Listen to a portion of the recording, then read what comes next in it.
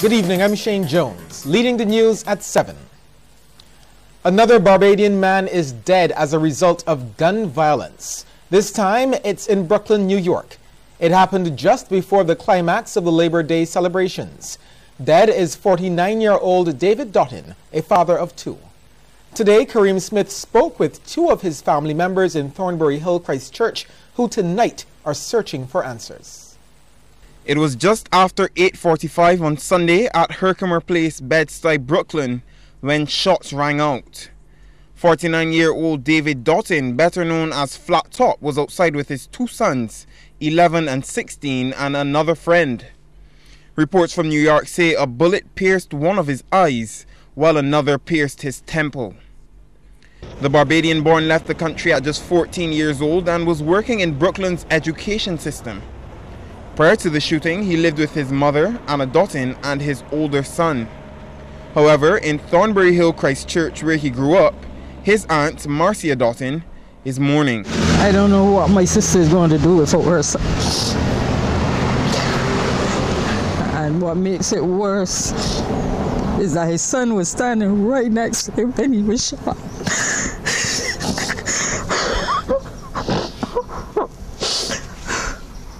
Even more heartbreaking is that the 49-year-old diabetic recently came close to death when he was hospitalized for almost 6 weeks following the collapse of his kidneys. Having survived that ordeal, his aunt says no one would have imagined that he instead would have met such a violent death. He said to me, Marcia, I just want to live to see my son grow up.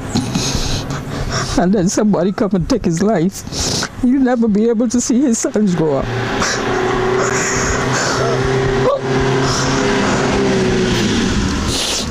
He'll never be able to see his sons grow up.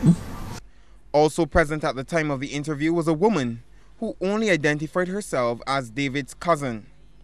According to her, his 11-year-old son was only in New York on vacation as he was expected to begin his first year at the Lester Vaughan School next Monday.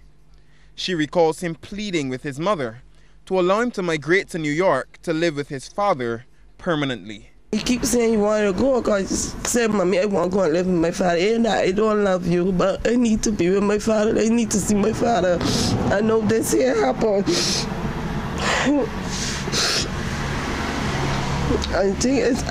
The thing is his brother, he need for taking it good. The big one that live here, which is not my cousin's son, but he believe in my cousin too. All he said, why David, why David? Family members say David's mother has been through a lot and is not taking his death well. In an overseas phone call, she too was asking why. A question New York police are yet to answer. Kareem Smith, Cbc News. With the new school year just a week away, many stores in Bridgetown have been buzzing with the usual back-to-school rush. We traveled to the city today to check out how parents were coping with the rush as well as the prices.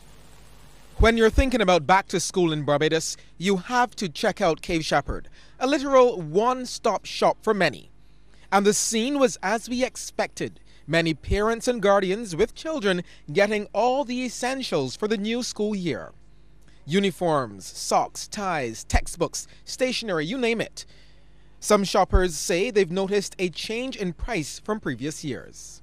There's been a slight increase, honestly, in the prices, but not that drastic. But what else can we do? We have to abide by it because going to the factories are saying they're supplying the stores. So you have to go to the stores. And a lot of people too are dependent too on their Kia Shepherd card to really do their school shopping with. So if it wasn't for like Kia Shepherd cards, a lot of school children would be out of school clothes this year. So we're kind of grateful for the Kia Shepherd card this year. I noticed earlier when I did for my son, yeah, there was some increase in prices.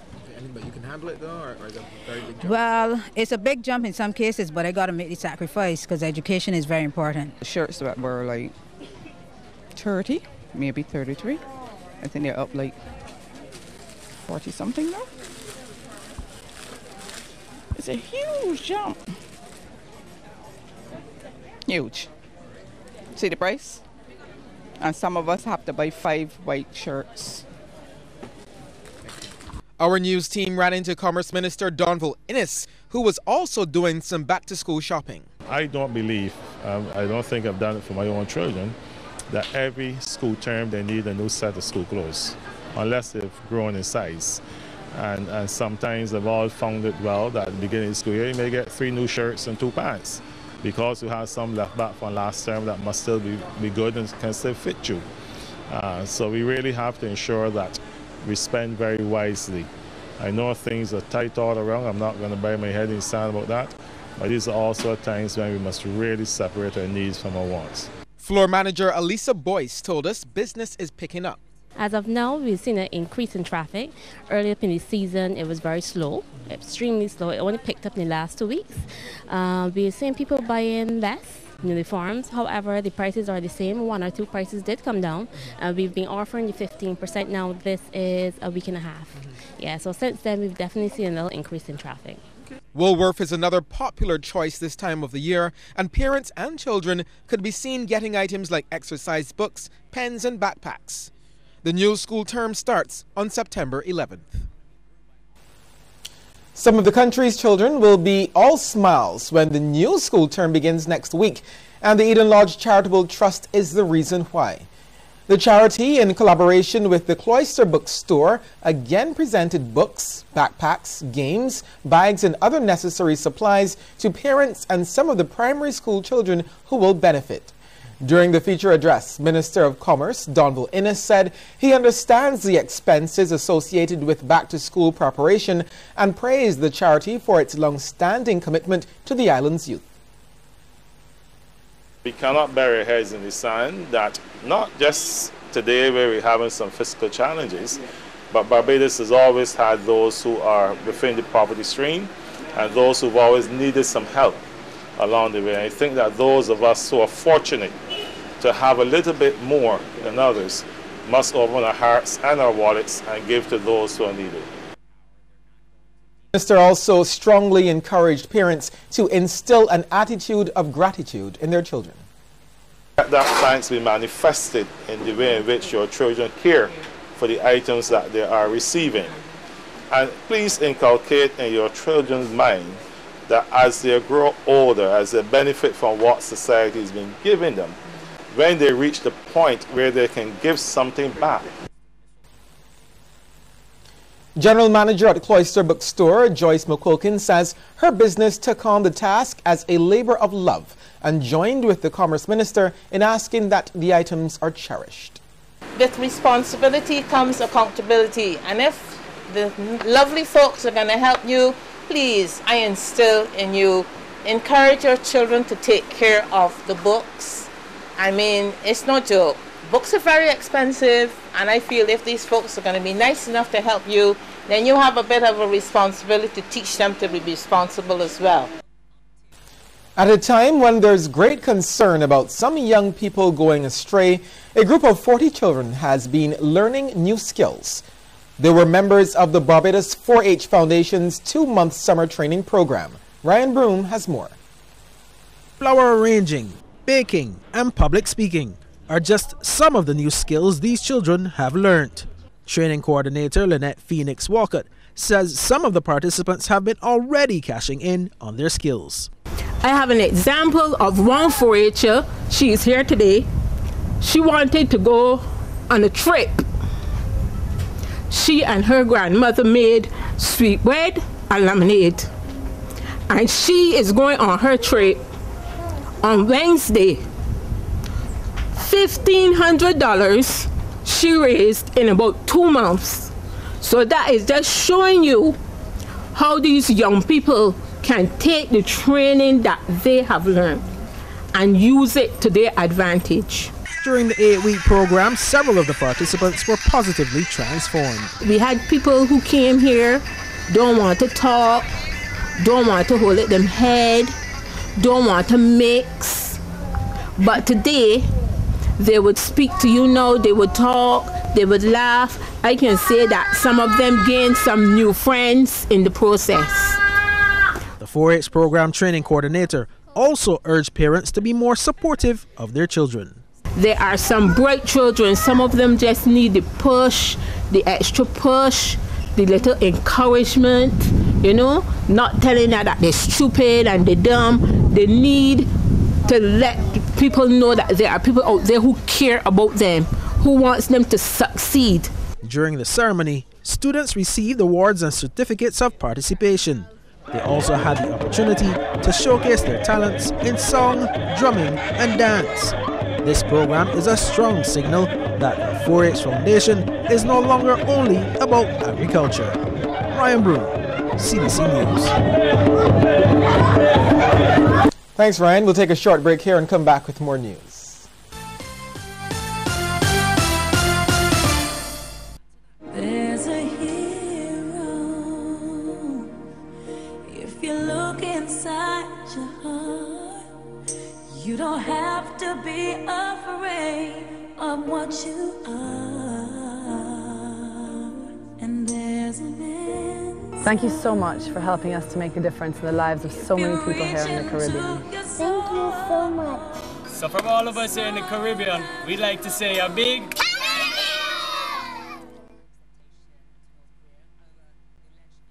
Tune into CBC TV 8 every Wednesday during the CBC Evening News for the Business Report, with the compliments of the Barbados Public Workers Cooperative Credit Union Limited, where you belong.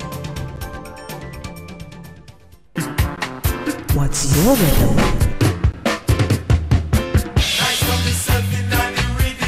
94.7 FM, the rhythm of life.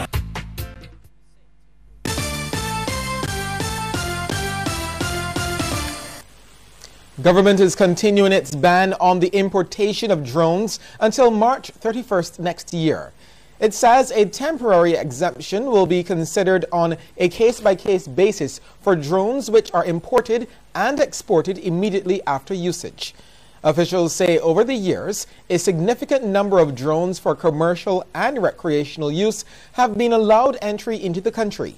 This has contributed to the unregulated increased usage of drones and the inability of the regulatory authorities to ascertain the number in operation. The prohibition on drones, which took effect on April 1st last year, was implemented to allow authorities to complete a legal framework, which is now at an advanced stage, to govern the use of these devices and determine the number in operation in Barbados. More parents have been expressing an interest in sending their children to a summer camp held by the Barbados Defense Force. This year, Camp Energy had over 100 children. That's 30 more than last year. We hear more from Sharika Griffith. Camp Energy has been making a difference in the lives of young people for the last 11 years. It began as a camp for children of BDF personnel, but has since been expanded to include other children recommended by the Child Care Board. According to the Force's Welfare Officer Harriet Clark, the children ages 4 to 14 are exposed to a multitude of activities during the 3-week camp. So this year, for example, they learned how to make sugar cakes. They would have been taught steel pan, line dancing, leather craft, wool art, tie-dye, lino block, and they also get that education through lectures. Like I would have said, the Road Safety Association came in, they had lectures on personal hygiene and also safe cyber use. So we try to make the program diverse. Ms. Clark says there's also a military component, which she hopes will help the children appreciate the work their parents do. Our senior boys will do a rundown to Fairy Valley, and our juniors tend to spend time on the Barrack Square, either racing or they do walks down the Range Road. They also get exposed to things like orienteering and map reading, pitched to their ages, of course. Nothing too technical, child-friendly stuff, so that they get a taste of essentially what their parents' lives would be like. And hopefully they can better appreciate, you know, the time and commitment that their parents give to serve in Barbados. She made the comments during the closing ceremony at the BDS Paragon base. Among those present were Chief of Staff Colonel Glenn Granham and his deputy, Commander Aquinas Clark. The campers got the chance to display their leather craft and tie-dyeing handiwork, and even their line dancing skills. We had a chat with some of them. At first when I came, I was like shy and antisocial, but like when we get to the sleepover, I felt more comfortable with all the rest of the children and stuff. So tell me your favorite moments from Camp Energy. Sports, the tours, that's all. Okay, so what new things would you have learned? About the reptile, tie-dye. My favorite part of Camp Energy is when we went to the Straight A police station. And when the reptiles and snakes came to camp. Second Lieutenant Shane Grant, who is a reserve member of the BDF, is also a camp counselor and the parent of a camper. She hopes the camp will continue for many years to come. When the children came back from the magistrate court, they were able to articulate different cases, and they kind of understood what happens in the magistrate court, why you should not do crime, and the consequences of doing crime in the magistrate court.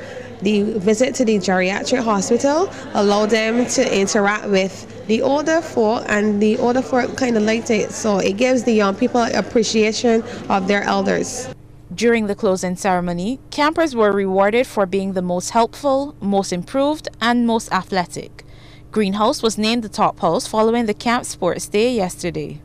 Sharika Griffith, CBC News. Thanks, Sharika. After the break, we'll take a look at stories making headlines across the region.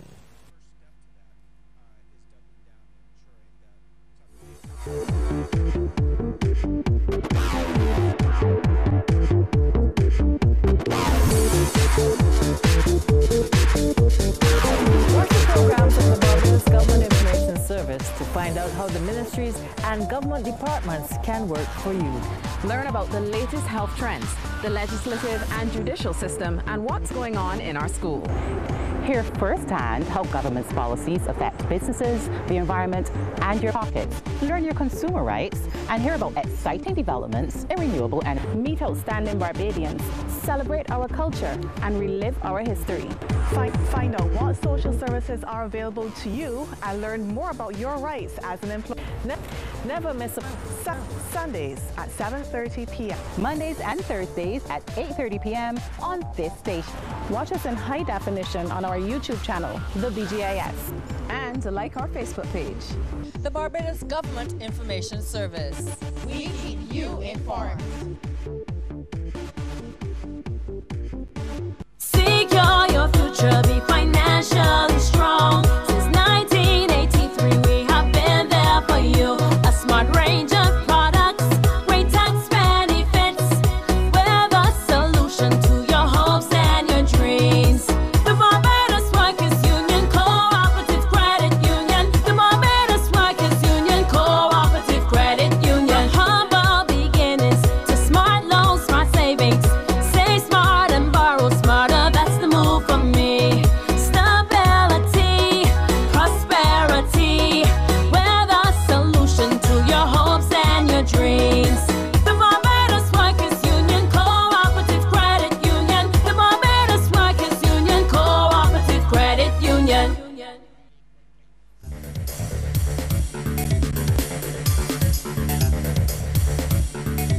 The disabled community wants the government of Barbados and other CARICOM nations to dedicate a period of 10 years to making their countries more inclusive for people with disabilities. This was made clear at the Barbados National Organization of the Disabled Simulated CARICOM Heads of Government Conference at the Hilton Resort. It was there that people with various disabilities, speaking as representatives of CARICOM, outlined the challenges faced by members of their community. At the start of the conference, Chair Dr. Ina Trotman-Jemmett said while there has been progress, much more needs to be done. According to the ILO, disabled people are at a higher risk of poverty in every country. Indeed, reports often show that persons with disabilities are often excluded from education, vocational training, and employment opportunities. It's the hope of the conference participants that CARICOM would place special emphasis on the disabled for the next decade, with a view to eliminating or reducing the challenges they encounter. Today we are calling on CARICOM to support the call for a decade for the disabled, a dedicated time frame during which governments and organizations can better focus on all the commitments over the years to the disabled community in Barbados and other brothers and sisters in the wider CARICOM. We call on all regional institutions and agencies to integrate the priorities of the disabled community into their action plans and strategies. We call on CARICOM and CARIForum to ensure that a component specifically addressing some priorities of the disabled community in their regional programs, including those supported by the European Union. In Dominica, all systems are on alert for the passage of Hurricane Irma. During an emergency meeting today, Prime Minister Roosevelt Skerrit said he is not taking the system lightly, even though the island is not in its direct path. He said he has received reports from the various agencies and ministries and is pleased with the state of preparedness. From a NEPO standpoint, all of the actions that we can humanly take are taken, or things that we need to put in place are put in place in the event of this storm. And as I've said to the public, we can't afford this storm. We can't afford any negative impact of this storm because we are still in the reconstruction mode post-tropical storm Erica. And we all know of the tremendous cost associated with this reconstruction. And whatever we can do as a people to mitigate against damage, we should take the actions. But that's at the state level, that's the government level. We're doing all what we can to ensure that the state is prepared in the event of the storm. But there are individual actions at a community level, at a family level, at an individual level, at a business level, which we can take. So if you have a business place, it is along a riverbank, and the last time we had a storm, you got flooded, it is in your interest to ensure that you dredge the river. You should not rely on the state to come in to dredge the river for you. You need to take those actions. If you're in a community and there's a drain that normally overflows its banks, then we as the community, the village council and the residents in those areas should mobilize ourselves and take those actions. In Trinidad and Tobago, there are questions about whether Robert Lehunt's second appointment as a government minister is legal. One former minister has written to the government of Ghana asking whether Mr. Lehunt's Ghanaian citizenship was revoked within a mere 3 days. This after information indicates that the process takes at least 2 weeks. After announcing his Ghanaian citizenship, Robert Lehunt has once again been appointed to serve Trinidad and Tobago. But there are some who believe that Lehunt's second stint as minister may be illegal. David Mirage has written to Ghana's Minister of Foreign Affairs and Regional Integration in his capacity as a former cabinet minister and political social activist. In a letter dispatched today, Mirage informs Mrs. Shirley Ayoko Botchwe that Lehunt recently had his appointment revoked due to the fact that he was a citizen of Ghana. He then asks, quote, "Can you please confirm that Mr. Lehunt's Ghanaian citizenship was revoked within a mere 3 days and in accordance with the laws of Ghana, with a renunciation certificate being issued as required," end quote. He also asks whether Mr. Lehunt was afforded any special treatment by the government of Ghana to expedite this process. According to Ghana's Ministry of Interior website, renunciation of Ghanaian citizenship takes approximately 2 weeks after the receipt of its renunciation form. Minister Lehunt appears to have rectified his situation in just a matter of days. CNC3 messaged Minister Lehunt for clarification on the timeline surrounding the renouncing of his Ghanaian citizenship, which he obtained during his time working in that country. He replied, quote, "My renunciation is complete and signed off by the relevant officials and minister in Ghana," end quote. The Jamaica government says it is providing 100 million Jamaica dollars towards a fund to reward people for providing information leading to the recovery of illegal guns, ammunition, and explosives. Prime Minister Andrew Holness says the rewards are not limited to information about firearms. He was speaking to reporters after touring Mount Salem, the first declared zone of special operations. The zones will be operated by a joint command of the Jamaica Defense Force and the Jamaica Constabulary Force.